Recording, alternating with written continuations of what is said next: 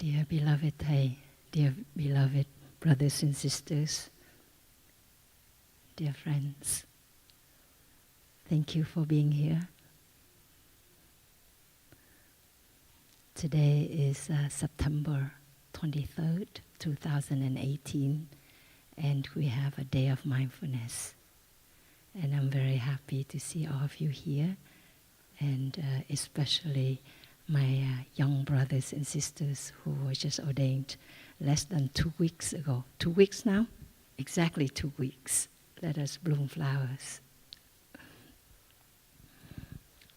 I remember very vividly the day that I was ordained. My hair was long,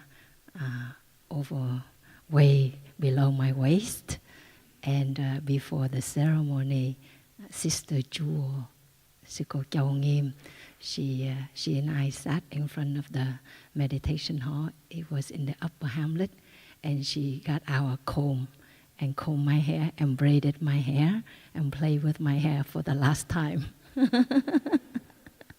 For some reason, I really remember that moment. And during the ceremony, when I repeated after Thay the vow to cut off my hair, shaving my head today, I vow to transform all of my afflictions.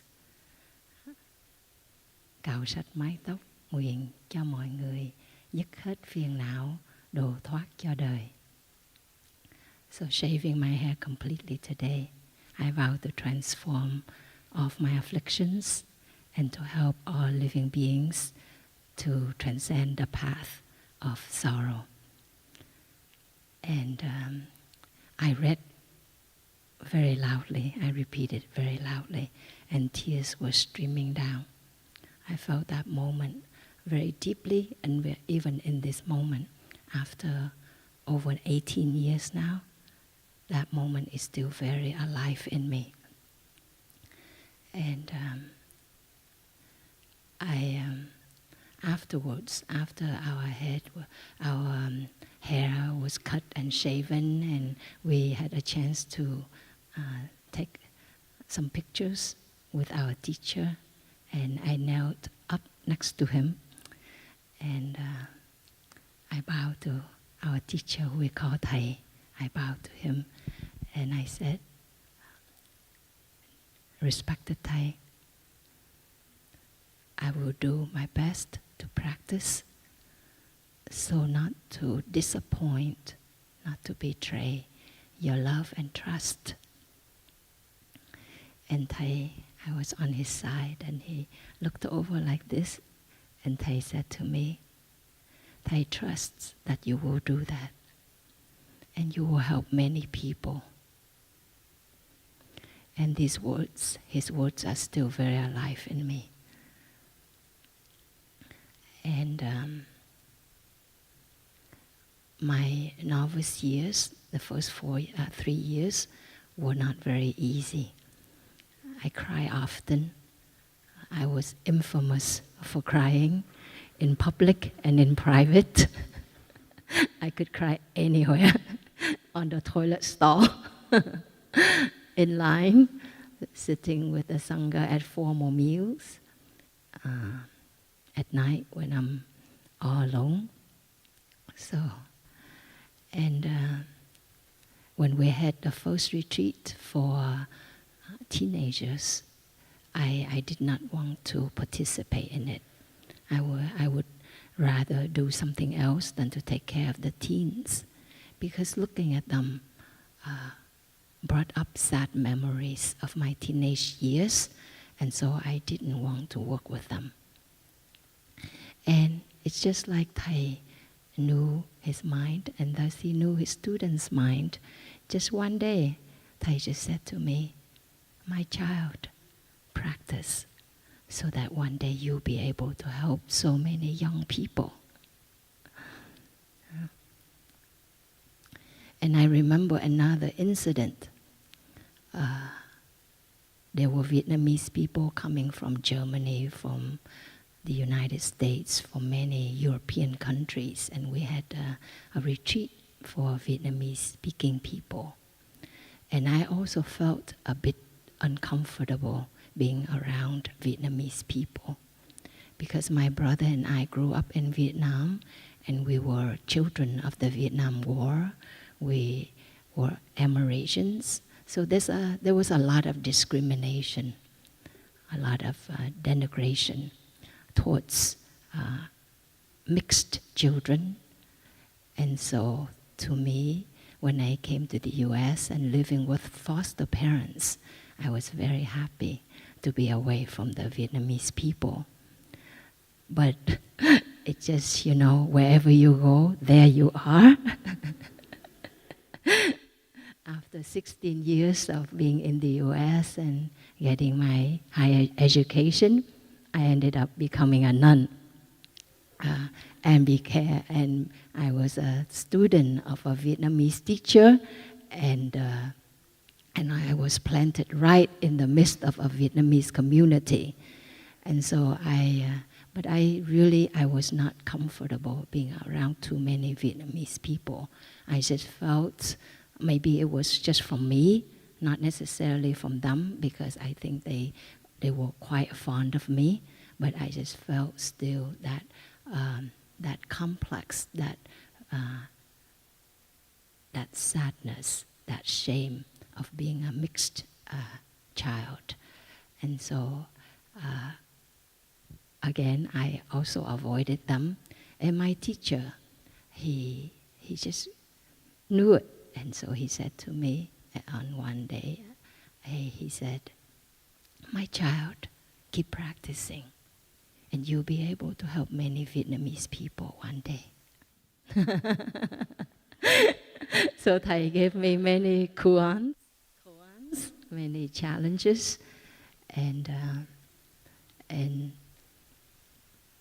I have kept his words and continue to practice. And today, even sitting here, what's most valuable for me, being in the community for almost 19 years, is that practice, practice, and practice. And what do we practice? Very early in my novice year, maybe even the first few months or the first year, Thay went to Germany and gave a talk in a conference for Protestants. There were 7,000 people. And Thay asked me to transcribe that talk and to edit it. And I remember that night, I felt so restless. This was my first assignment from our teacher. And I felt nervous because I didn't know if I could do it, because I had never transcribed a talk, never edited a talk, even though I studied creative writing. This was something different, and it was for our teacher nonetheless.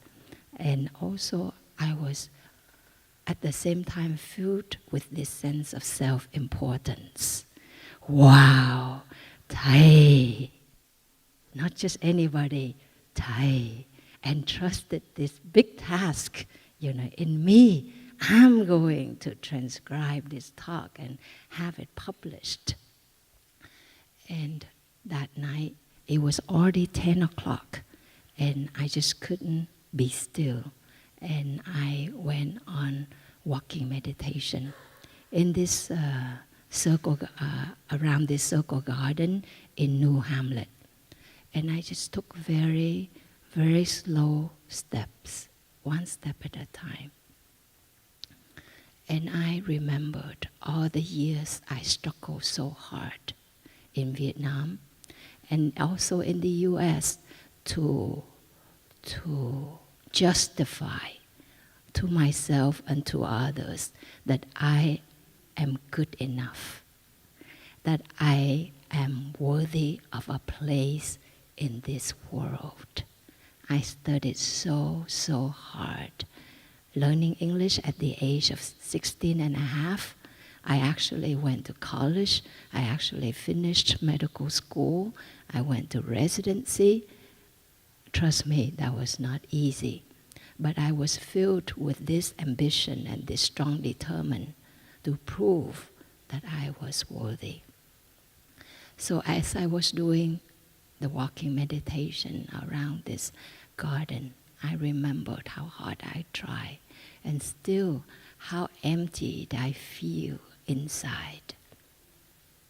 How it was, sometimes you feel superior, and then sometimes you feel so inferior. And sometimes you feel both superior and inferior. Or you try to be equal to somebody, and yet you always feel either superior or inferior. So I just reminded myself, I didn't make it. It didn't bring me true happiness out there, the 30 years that I lived out there. So I didn't want to bring that mentality into my monastic life. So I walked and walked and walked for over an hour to see that whatever I would do in my monastic life, it would not serve the purpose of proving myself. But it would be a practice so that I can learn to love myself and accept myself as I am. And that was a very important experience for me. There have been many experiences in the monastic life that have really turned something in me, changed something in me. But that was a great breakthrough early in my novicehood. And over the years, with the blessing of our teachers' teachings, and with the blessing of the practice and the support of the Sangha, I have learned about the 3 powers that today I would like to share with my young brothers and sisters, and also to share with our friends. About true power, not the power of money, not the power of sex, not the power of fame, not the power of beauty, of food, of sleep, the 5 sensual desires that give us power, that we become overpowered, that we become controlled by it, become enslaved by it. But these 3 powers we practice daily, diligently, and we cultivate, and they have the capacity to bring peace to us and to help us transform bit by bit the suffering that we've carried inside of us. Each one of us, we suffer to varying degrees, but we all suffer. From the body that we have, we suffer. From the mind that we have, we suffer. With all the feelings and thoughts and perceptions that we have, we suffer. And they have been transmitted to us also from our parents, from our ancestors, from our society.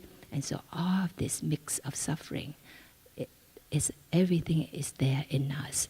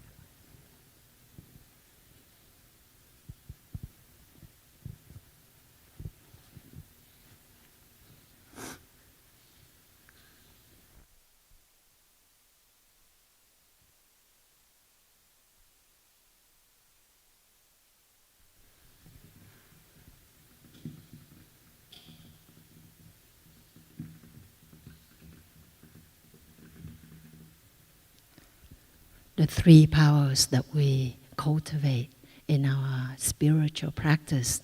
The first power is the power of understanding.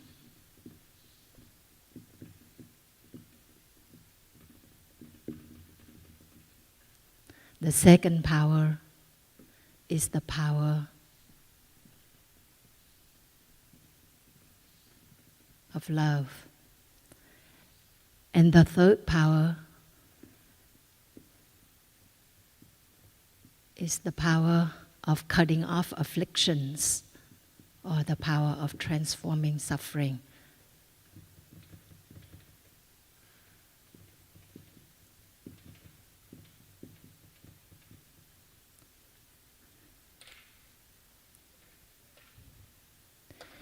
In Vietnamese, it's called Tam Đức, means the three virtues.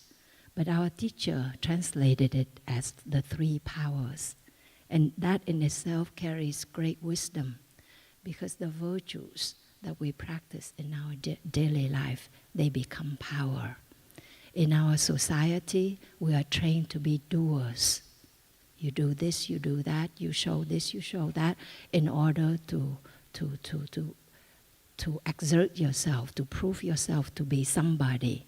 But they don't talk about the state of non-doing. We say somebody is smart, somebody is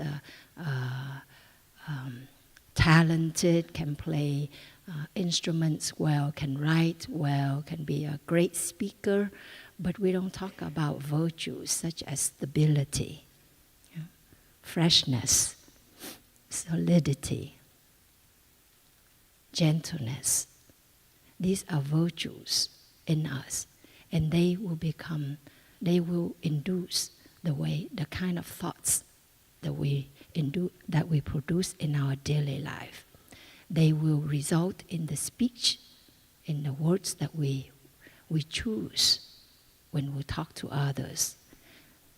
These virtues will affect our behaviors, our bodily actions.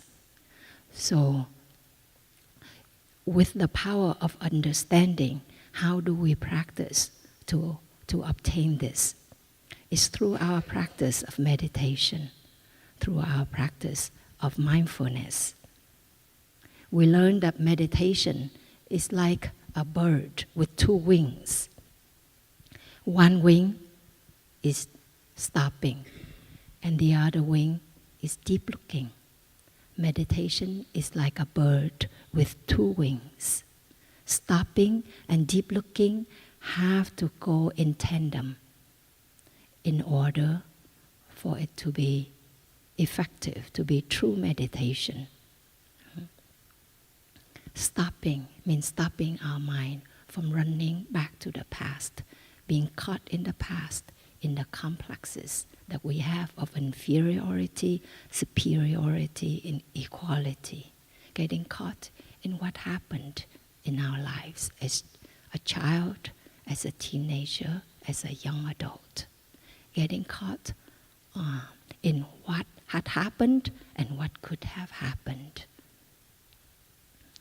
We also learn to stop from getting caught in the future, the anticipation, the anxiety, the apprehension that we may have about the future. We learn to stop from getting caught in the present, the projects, the ambitions that we may have. We are caught in them and we sacrifice this moment that we truly have, that we are truly alive. And so this capacity of stopping is very important. So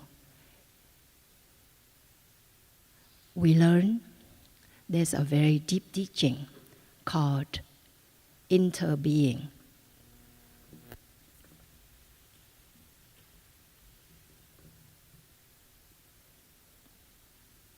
This is from stopping and deep looking that the Buddha taught this teaching about interbeing. And I have a bean that is my most treasured Dharma instrument.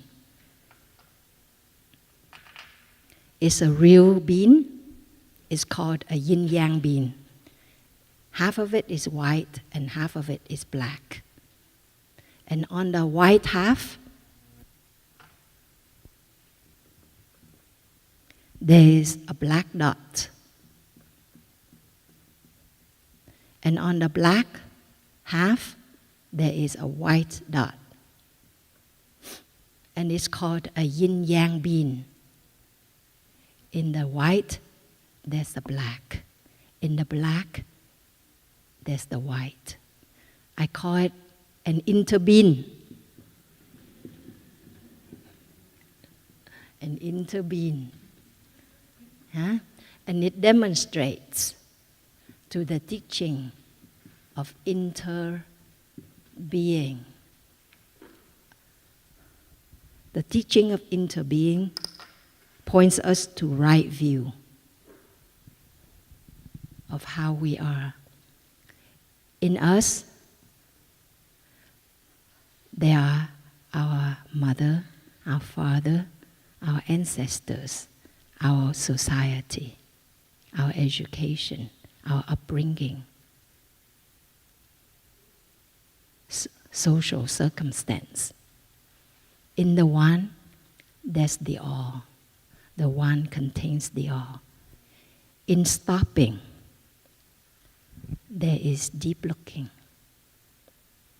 In deep looking, there is stopping. That is the nature of interbeing. So in our tradition, we practice a lot with mindful breathing. You will hear it again and again, but it is the most basic practice, the most fundamental practice for us.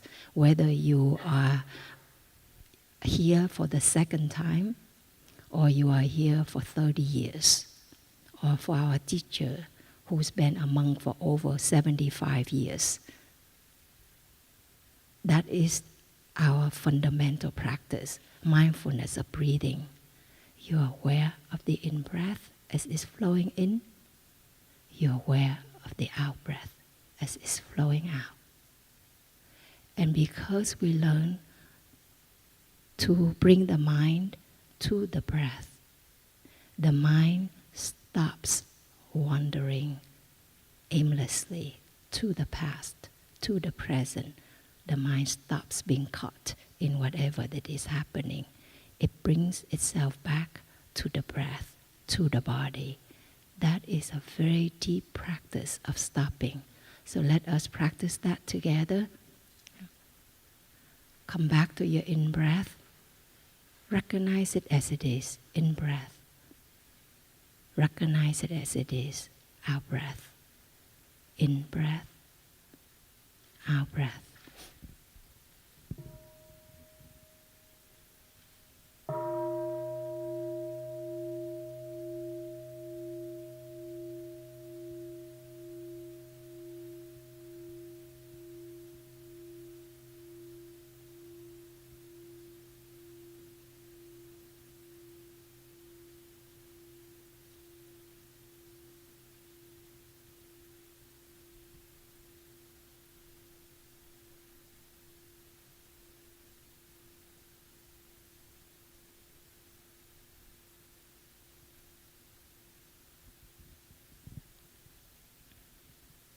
Being able to stop is a great power in itself. I'm sure you have been in situations when you really don't want to think those thoughts anymore, but you keep thinking them. You don't want to say those words, that will destroy your relationships, what you've worked so hard for, and yet you still say them. You don't want to walk away, and yet you walk away. To be able to stop is a great power, and it is something we must cultivate in our daily life, to come back to our breath and release that thought with an out-breath.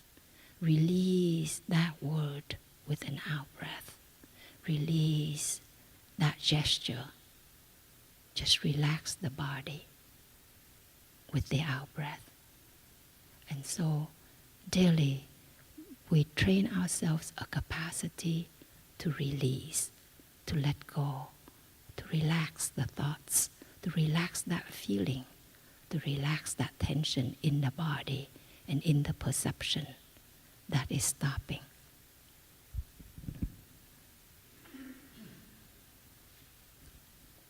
So, aware of the in-breath,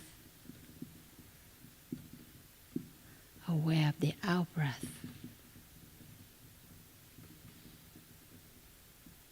That is a practice of stopping. That is a practice of releasing, of letting go. That is a practice of mindfulness. Mindfulness means to remember, to know what is. The Chinese character for mindfulness.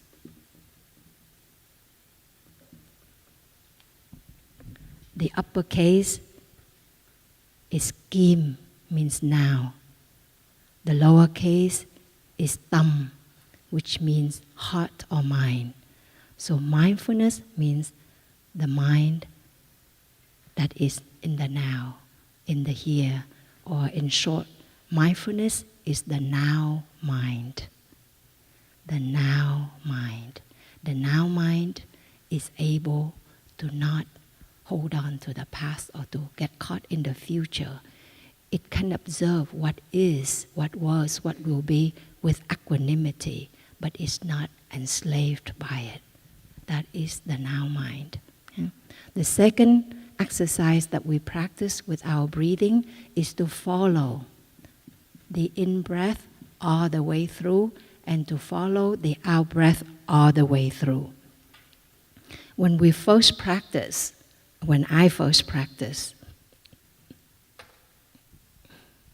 a whole day passed by and I wasn't aware of even just one breath. Even when the bell was invited, I just closed my eyes, and thought my own private thoughts and waited for it to be over with. So I would just tense up or hold my breath with the sound of the bell. But slowly, I learned to savor the breathing, the breath, to enjoy the in-breath, to enjoy the out-breath, to enjoy a moment of respite from my own suffering, to just taste peace, to taste lightness, to taste space. It is a great kindness to ourselves. And slowly, one breath here, one mindful breath there, one mindful breath some other time, we learn to be more and more aware of the breath. Not only that we become more aware of our breathing, but we also learn to follow our breathing. In breath, you follow it all the way through. There's a space like a plateau, and then the out breath, you follow it all the way through.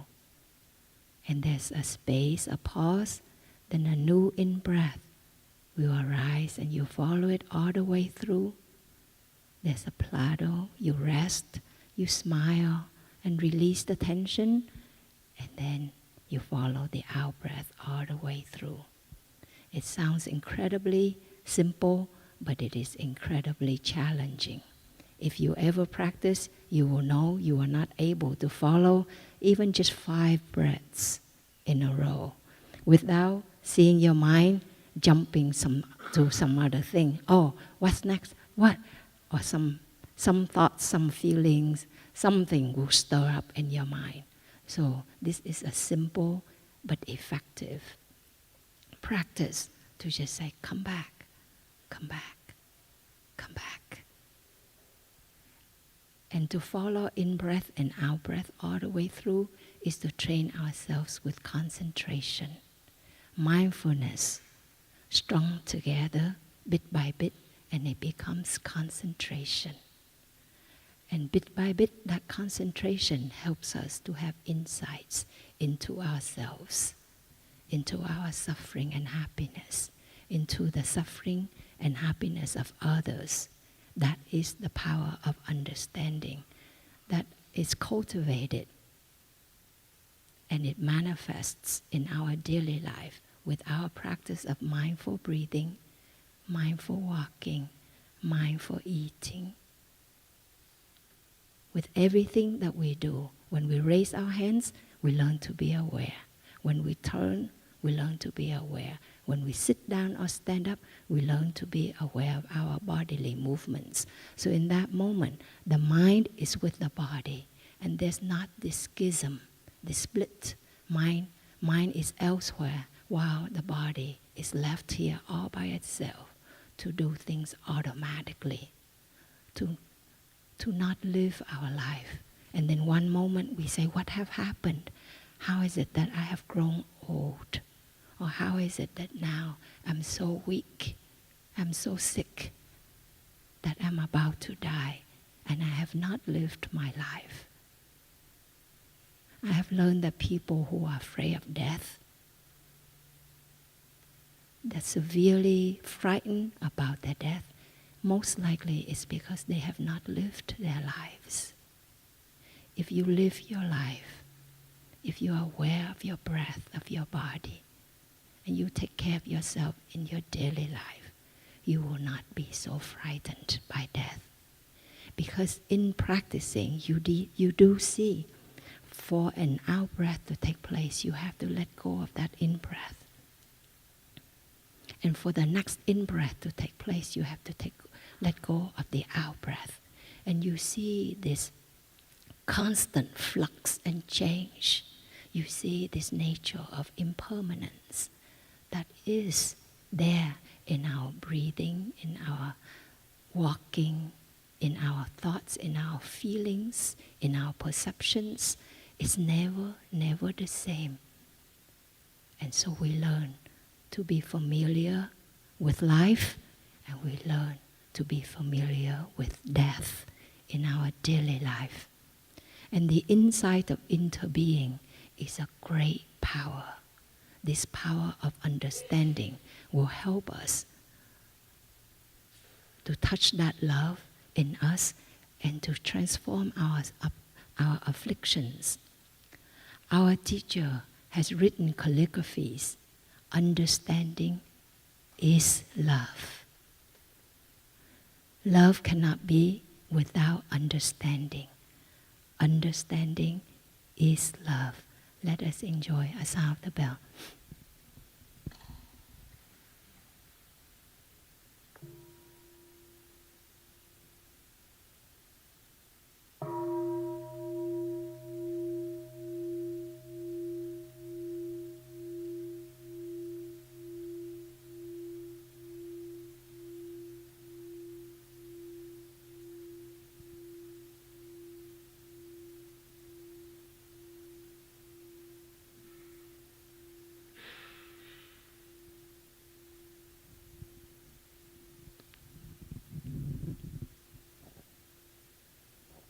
Love, first of all, is to learn to be aware of ourselves, of our body, in the 16 exercises of mindful breathing, which is the very crucial, essential discourse in our practice. So I surely hope the novices will memorize these 16 exercises by heart, and that you practice them in your daily life. So the first exercise is to be aware of the in-breath, to be aware of the out-breath. The second exercise is to follow the in-breath all the way through, to follow the out-breath all the way through. The third exercise is to be aware that we have a body. Okay? Breathing in, I'm aware that I have a body. Breathing out, I am aware that I have a body. Many of us, we can go through our daily life without being very aware of our body. I remember when I was doing my residency at a hospital, and one night I was on call and to go to see a patient. He was there for some reasons, but he also had a history of a mental illness. And the nurse suspected that he had some kind of bowel obstruction because his abdomen kept extending, and it was very extended. And so we did an abdominal X-ray, and we saw just a lot of air and actually a lot of fecal matter, a lot of it. So what I learned to do was to evacuate his bowel, manually. It's a euphemism for, it's just a nice way of saying, you put in your index finger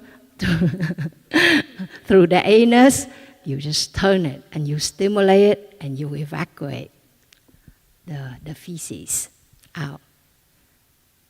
Many people with severe mental illness, actually, they become numb to their bodies.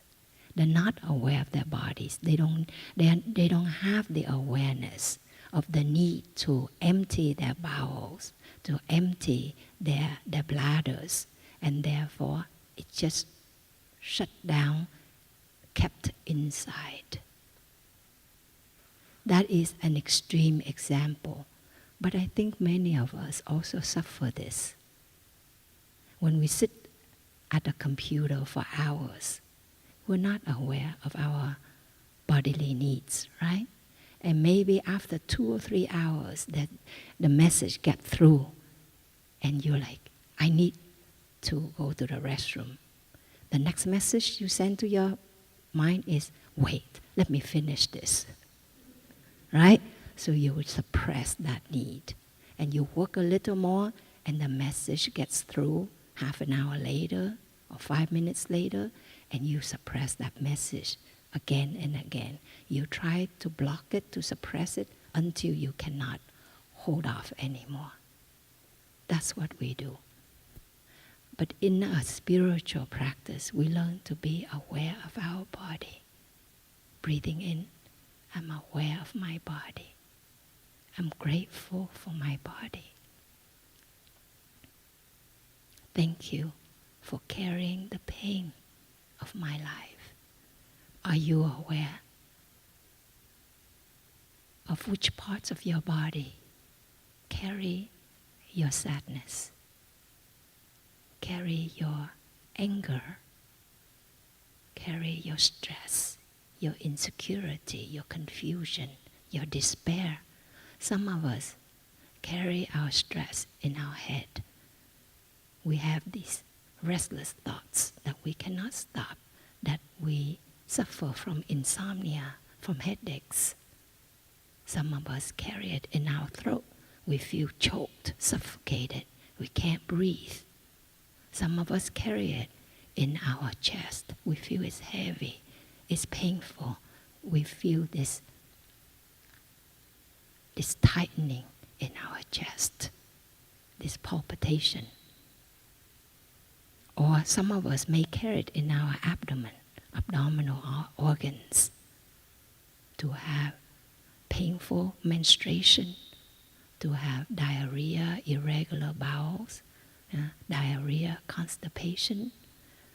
So, or in our skin, we may have a flare when stress is there. We have some kind of skin disorder and a flare will take place. So in that way, we have to learn to see, to check in with our bodies more often, and to recognize if this moment the body is at ease, is relaxed, or in this moment the body is tensing up, if the body is in pain. And to recognize, why is it tensing up? Why is it in pain? Which feeling is it carrying? Is it manifesting? And breathe with it. Breathing in, I'm aware that there's pain in my chest. Breathing out, thank you for carrying the burden of my pain. I'm here for you. Help me to take good care of you. Help me to be there for you the way you have been there for me. Let us practice with that and identify the places in your body that carry your pain.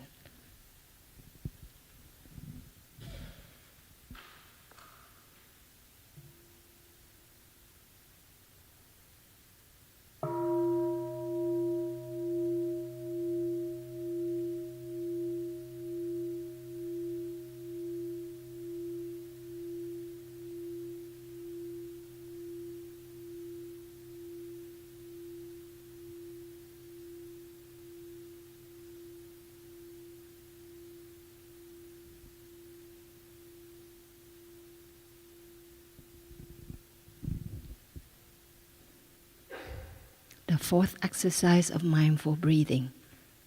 Breathing in, I relax the tension. I release the tension in my body. Breathing out, I relax, release the tension in my body with my smile, with my mindful breathing, with my love, with my affection. I learn to hold and to relax it. There's a word that is very, very profound.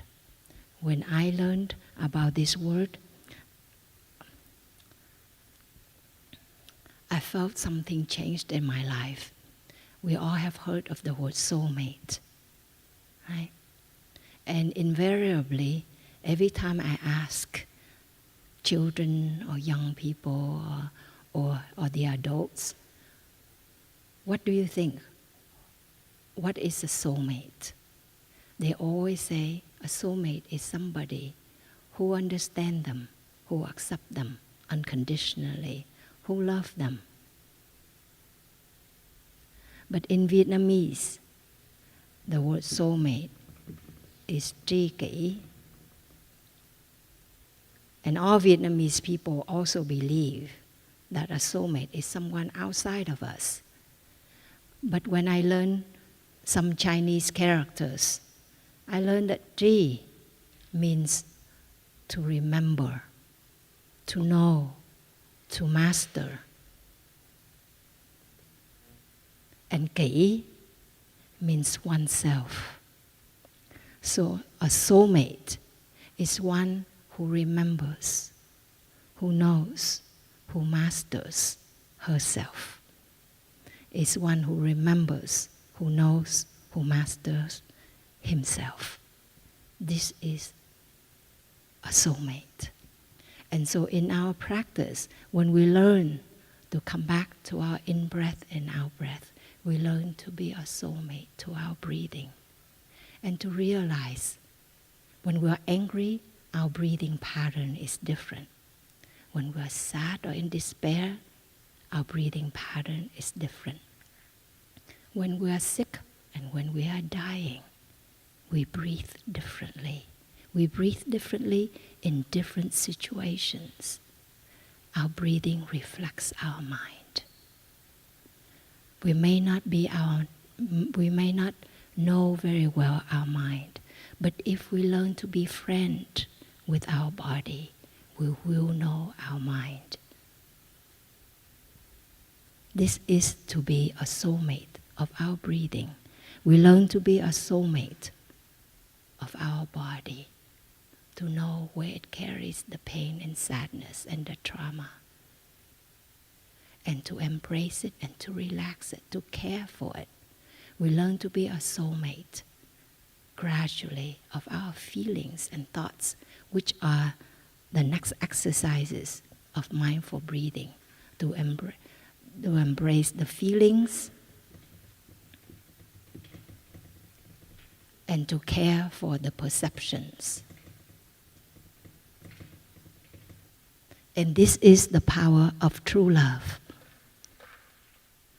With understanding, love arises. In understanding, there is love. And we learn to be our own soulmate. The third power is the power of cutting off afflictions. I remember one time I was doing sitting meditation in New Hamlet in Plum Village. That's where our teacher established a center after he was in exile. He became exiled from Vietnam. And he lived in France, and he established this center in southern France, near Bordeaux.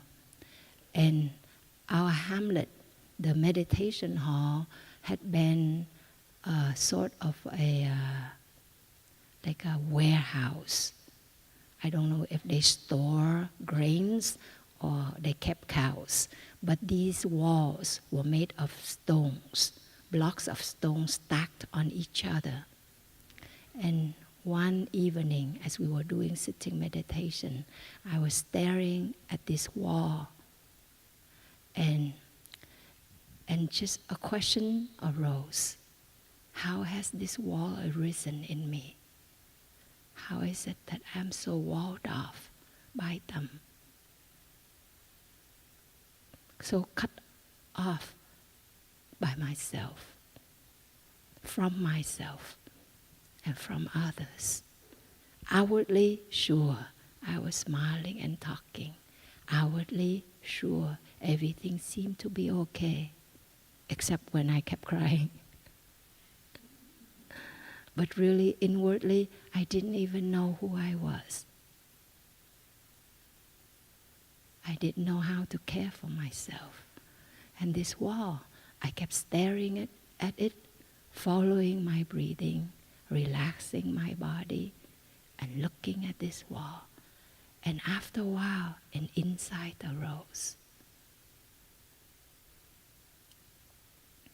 If I could just remove one small pebble lodged in between those blocks of stones, I can already see the light on the other side of the wall. Just a small pebble. And so I continue to follow my breathing, continue to relax my body, and another thought arose. When that pebble is removed, it would be easier to remove the block of stone next to it, and then the one next to it, and the one next to it. And slowly these insights came to me. I don't have to remove all the stones in order to be free. I can already step over to the other side if only a few stones are removed. And the stones themselves, they will collapse on themselves after a while. I don't have to remove one block of stone after another. They will collapse on themselves because they have built on a foundation of wrong views and wrong thinking, of separateness, of individuality, of me versus others. Many of us suffer in our life from traumas, abuse, physical abuse, emotional abuse, verbal abuse, sexual abuse. And as we become victims, we continue to victimize ourselves. All of us would assert that we don't want to suffer. We want to be happy, we want to be free. But if we learn to stop and look deeply, we will see it's the opposite. We are very addicted to our suffering. Very addicted. There is suffering. But the suffering does not transform with time because the addiction of suffering, the addiction to suffering is so strong. When you are angry, what kind of nutriments do you feed yourself? You listen to very harsh music. You get in a car, you drive fast. You say things that will cause more anger. in your own body, in your own mind, and cause people to stay away from you, to fear you. You see, the emotion hormone only has a half-life of 69 seconds. How is it that we can be angry for days and for our whole life? What feeds our anger? What feeds our despair? It's our thoughts. It's our own self-victimization. Poor me. I'm just a victim. Look, they're looking at me differently. They're treating me like I'm not worthy. We do that to ourselves. Even now, we are no longer children. Even though now we are already adults. And yet we continue to speak poorly towards ourselves, to think poorly about ourselves and others. That is addiction to suffering. And we also need to practice, to stop and to look deeply, to see that we are not just victims. We are perpetrators daily to ourselves. And we are also perpetrators to others as well. Very seldomly, one of us will say, I have hurt others. I have betrayed others. I have abused somebody in my life. In our spiritual life, we learn to claim this power of understanding, to see really that we are capable. In the victim, there's the perpetrator.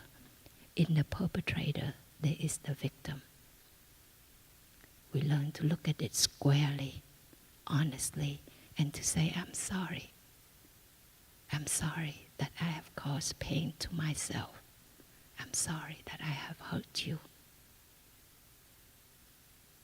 Only then can we be slowly free of our self-victimization. Only then we learn to feed ourselves with more positive thoughts, speech, and behaviors towards ourselves and others. Let us breathe with the sound of the bell. Just come back and breathe and send yourself that message. I'm here for you. Thank you for having been there for me all of these years. Help me to love you, to care for you. I am sorry I've neglected you. I've abused you. I am sorry for all the pain I have caused towards myself and others.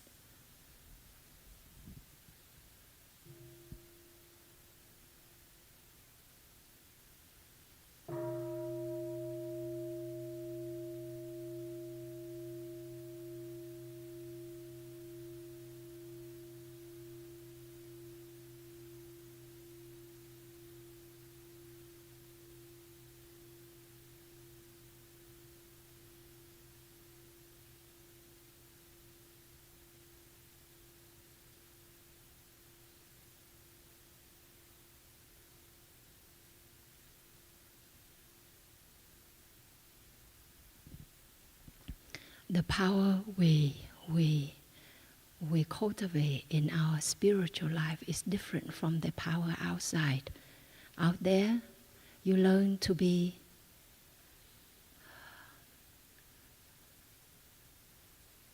important in the way that you get to say, you are the first one to say something. You're the last one to say something. You are the doers, the makers. It causes us this need to compete, to compare, to put somebody down so that we can feel a little better about ourselves. And this, it takes place in our monastic life as well. Because after all, we wear the robe of a monastic, but inside us, we carry all the suffering of our ancestors, of our parents, of the life that we have lived out there for so many years. and of the negative habit energies that we continue to feed in our monastic life. To me, I think it's a great misfortune for those of us who have found a path, who've made commitment to the path. But if we do not diligently practice mindfulness of our breathing, mindfulness of our body, mindfulness of our feelings and perceptions day after day, then we are just a hollow vessel. A big tin can. It makes noise, but it doesn't have anything inside. We're just as insecure as ever before, or worse, because with time we become older and weaker, and we'll see the young ones coming, and we compare ourselves with them, and we see, oh, I'm not as strong as them. I cannot do the work that I used to do anymore. Now my younger brother or my younger sister is better than me. Therefore, I feel bad about myself. Therefore, I want to use my authority or power to intimidate them, to make them feel bad about themselves, because I feel bad and insecure about myself. That's what happens everywhere. So daily, I ask myself, when I do something, when I say something, what is my real intention? Really? Is it because I feel insecure? I need to do something to prove that I am worthy of a place in the community or in this world?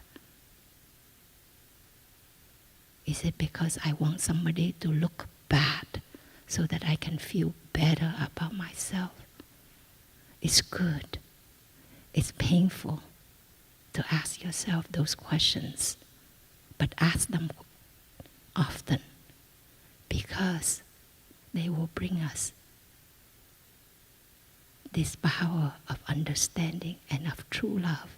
To be a soulmate to ourselves is to just look squarely at what arises and not to be afraid.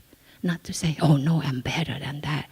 Oh my gosh, how is it that I'm capable of thinking such thoughts? You know? Say, yes, I am capable of that and more. People will say to me, Sister D, you smile all the time. You must be very happy. And I would reply, yes, I am happy. Some of the time. But most of the time, I smile to my crooked thoughts.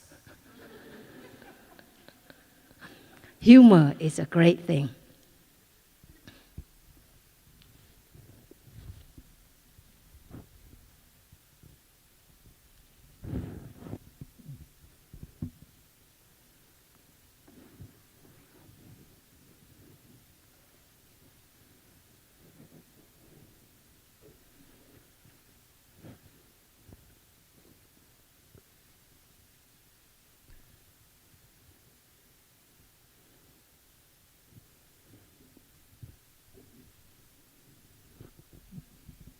If you cannot be honest with anybody else, please make sure to be honest with yourself. It would be a great misfortune if we fool ourselves. One night, about a few years ago, I had a dream, and this was after I contracted Lyme disease. And I saw the many cognitive dysfunctions that took place in me. I couldn't read. I couldn't understand what I was reading. I couldn't recall what I was going to do, what I was going to say. It affected my speech. My pronunciation was very unclear. And I misused words. This was very, very frightening because I tried so hard all my life to study. and to be a good student, to be a successful person. And here everything I worked so hard for was slipping right through my fingers. And so in this dream I walked into a room full of people, and they were much older than me. They were very well dressed. They were talking very comfortably with each other. And I thought to myself, how can I teach these people? They're all professionals. They're all older than me. What do I have to teach them? So I felt a bit insecure, hesitant about that. And then a few moments later, it came to me. I can always talk to them about suffering and how to transform their suffering. Because surely every one of them has suffering within. And with that insight, I was imbued with confidence. And I said to them, dear friends, please sit upright. And they all sat upright. And then I woke up from the dream. In our monastic life, when people come and request for a retreat, like for health professionals, or for business people, or for politicians, a lot of time we think, how can we teach these people? Especially my siblings, I'm so young, I don't know anything, I didn't finish college, or I didn't study medicine, or I didn't study politics or business. How can I teach these people? So we feel uncertain, we feel anxious. But the truth is that our monastic life is to help us understand our suffering, our addiction to suffering, and to learn to hold it, to transform it, and to heal it. And that's what we teach others. You don't need a degree to do that. Many people with high degrees, but they suffer. They suffer seriously, and they don't know a way out. So the power that we have, the power of understanding, the power of love, the power of cutting off afflictions, they are potential energies in each one of us. And with our daily practice of mindfulness, we become stronger. And we are not so afraid of what people think about us. We care about others. We want to make a positive difference. But if they think poorly of us, if they treat us poorly, don't self-victimize yourself. Just know that they suffer, that they are insecure, and therefore they mistreat you. That is deep compassion for yourself, not to bring upon yourself the suffering of others. If they say you're unworthy, you're bad. Just breathe and smile and be your own soulmate. To me, to be able with who I am, to be able to be there with what was, what is, and what will be, that is the greatest power. That is the greatest happiness. And I don't have to prove. I don't have to show. It's just simply being there. Recently, I went through this suitcase that I've been keeping since I ordained. A suitcase a suitcase and 2 bags full of letters, love letters, many of them letters from young people in prison. Literally, I had hundreds of letters that I've kept over the years, and articles and photographs. And because we cannot keep everything in our in our room because we have only one bed box in the monastic quarter. Each one of us has just a bed box. So I've had some lay friends to keep these this suitcase and these bags for me over the years. But this time I look over them. And I decided to throw away most of it. It was the most painful thing I did. To tear these letters, tear them up, or to just throw them away whole. I couldn't do it for the last 19 years, but I did it less than a month ago. It was most painful, but most liberating. And what I learned again and again was that live your life. Live your life beautifully, meaningfully. Your mementos, what means so much to you? Your brother, he doesn't even want to look at. Your niece, she doesn't want to look at. It doesn't mean a thing to your brothers or sisters. But it means everything to you. But you have to let them go. And yet nothing is lost because it's all there in your life, in your way of being, not the physical things that you keep outside to prove that you have existed, that you've been important to somebody, that you've been loved by this person or that person. It's not. It's in every way of your being, in your thought, speech, and in your body, in every cell. That's what's important.